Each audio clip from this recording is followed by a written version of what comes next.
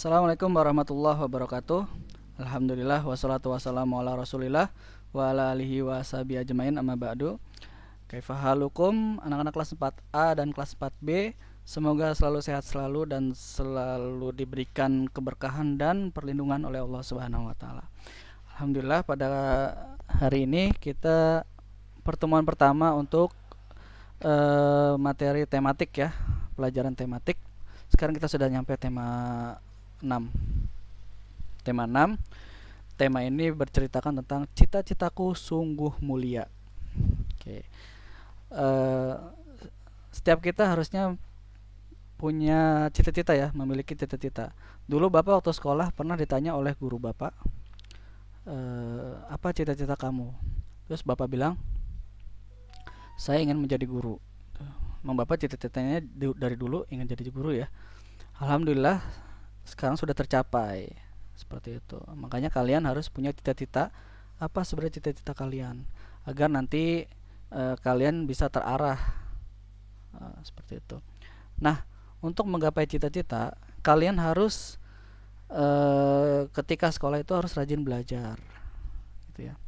Selangkah pertama ketika ingin menggapai cita-cita, kalian harus rajin belajar di sekolah agar mudah untuk menggapai cita-cita tersebut. Kalian tentukan dulu cita-cita kalian apa. Misalnya cita-cita kalian ingin menjadi dokter, silakan saja, atau menjadi guru, atau menjadi apa? Ingin menjadi hafiz. Silakan. Tapi cita-cita di sini adalah cita-cita yang berkaitan dengan profesi. Cita-cita yang berkaitan dengan profesi ya.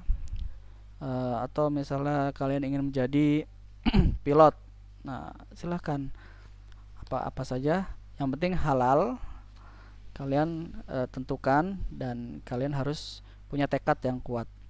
Nah, selain belajar di sekolah dengan giat, kita juga harus berdoa kepada Allah Subhanahu wa taala. Berdoa misalnya ketika di antara azan dan iqomat, atau ketika sujud, ketika hujan turun, kalian berdoa kepada Allah. Karena itu adalah waktu-waktu yang mustajab ya, waktu-waktu yang dimudahkan untuk diijabah atau dikabulkannya doa kita. Kita berdoa kepada Allah.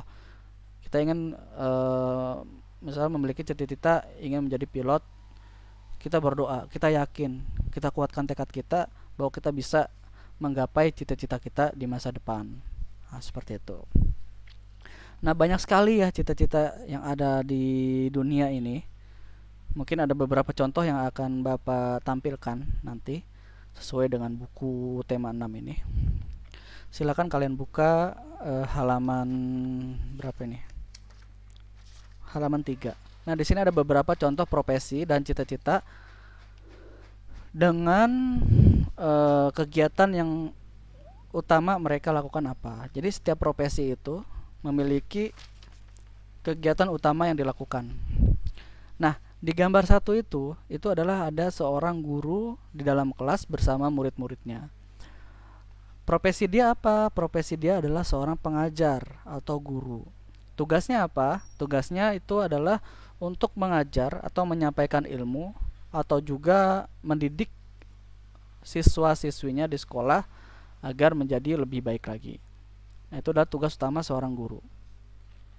Kemudian di gambar yang kedua itu ada seorang anak yang sedang apa nih? Main sepeda ya, main sepeda kemudian bannya bocor.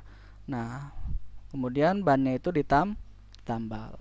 Nah, profesi Bapak ini adalah sebagai penambal ban atau tukang tambal ban. Tugasnya apa? Tugasnya adalah menambal ban yang bocor. Tuh.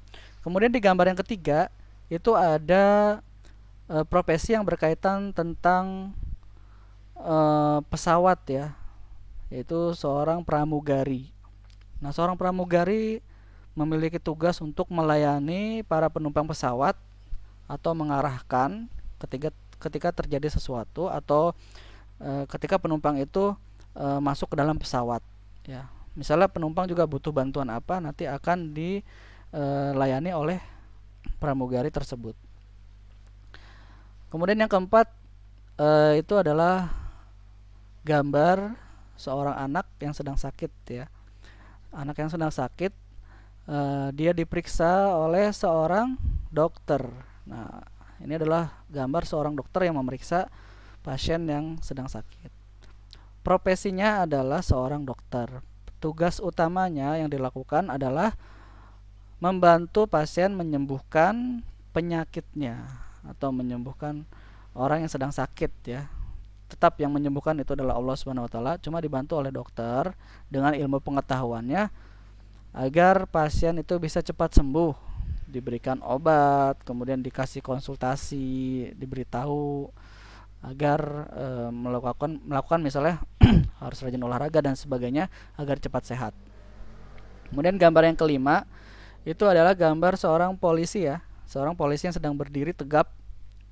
Tugas utamanya adalah mengamankan lingkungan masyarakat, atau kalau misalnya dia polisi lalu lintas, mengamankan atau membantu agar kendaraan itu berjalan dengan lancar, tidak macet, seperti itu ya.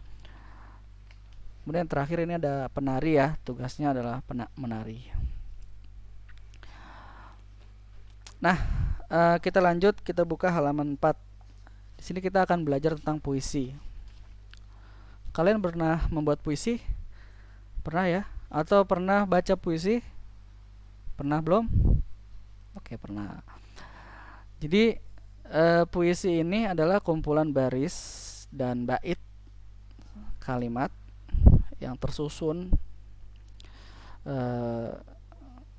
dan biasanya lebih indah dari kalimat biasa ya. Namanya juga puisi.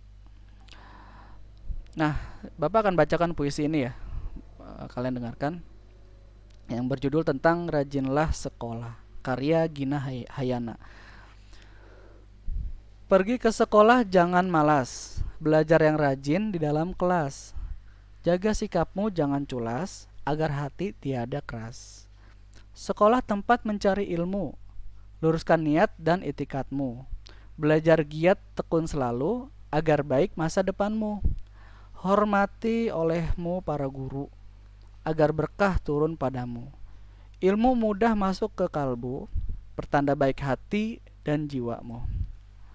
Hargai kawan serta sahabat, tanda hidup bermufakat. Agar diri menjadi hebat, terhormat serta bermartabat. Jangan sombong, jangan takabur. Segala anugerah sudah diatur. Banyaklah engkau bersyukur. Iman di dada semakin subur. Nah, itu adalah puisi tentang Rajinlah Sekolah. Kalian perhatikan, kalau puisi itu belakangnya itu sama-sama semua. Kayak ini nih, sahabat, bermufakat, hebat, bermartabat. Nah, jadi at gitu ya. Ujung-ujungnya sama seperti ini. Takabur, diatur, bersyukur, subur. Nah, itu ciri-ciri puisi seperti itu biasanya. Juga ada di sini ada disebut baris puisi, ada disebut bait puisi. Yang disebut baris puisi itu satu baris. Satu baris itu misalnya hargai kawan serta sahabat. Nah, itu satu baris. Namanya baris puisi. Kumpulan dari beberapa baris ini yaitu satu bait. Nah, ini berarti satu bait ada 4 baris. Satu bait nih dari hargai kawan serta sahabat sampai terhormat serta bermartabat. Nah, itu satu bait. Jadi ada baris puisi, ada satu bait puisi. Di sini satu bait puisi terdiri dari 4 baris puisi. Seperti itu ya. Nah, kalian pahami? Oke, kita lanjut ke halaman selanjutnya. Nah, di sini ada gambar apa nih? Ayam ya. Jadi Bapak ingin menjelaskan tentang pertumbuhan dan perkembangan hewan. Pertumbuhan dan perkembangan hewan. Perlu kita ketahui bahwa hewan itu bertumbuh dan berkembang.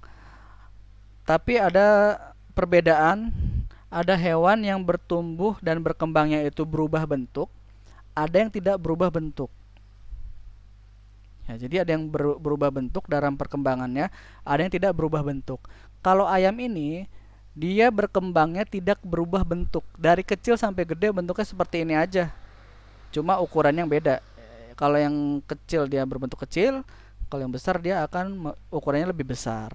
Tapi ada hewan juga yang berkembangnya itu berubah bentuk, mengalami yang namanya metamorfosis. Contohnya apa? Seperti kupu-kupu. Nah, kupu-kupu kan awalnya kepompong, kemudian menjadi ulat, baru menjadi kupu-kupu. Dia kan berkembangnya itu berubah bentuk dari bentuk yang pertama kepompong bentuknya seperti apa, kemudian ulat seperti apa, terus kemudian menjadi kupu-kupu yang cantik. Nah, itu adalah hewan yang berubah bentuk. Sedangkan ayam yang digambar ini dia tidak berubah bentuk.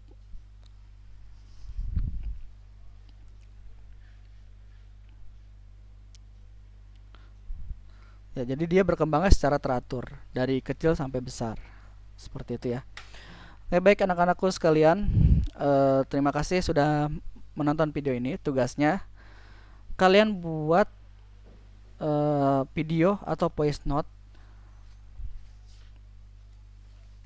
dengan membacakan puisi halaman 4 dan 5. Jadi tugasnya kalian hari ini adalah baca puisi. Baca puisi